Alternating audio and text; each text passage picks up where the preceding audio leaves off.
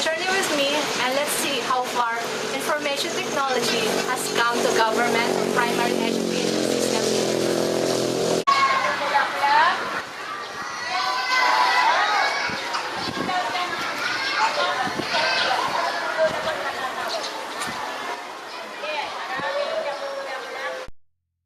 Sa paaralan namin, medyo hindi po kasi yung iba po, hindi po sila nakakapag-computer.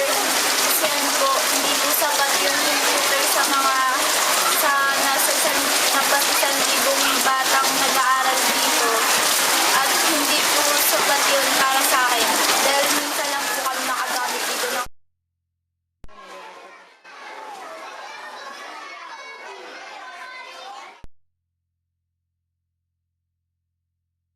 nagdagang computer po. Tapos magtuturo po dun sa computer para po matuto kami. Yung mga sa internet po, Google Chrome, Encarta po, mga Microsoft Word.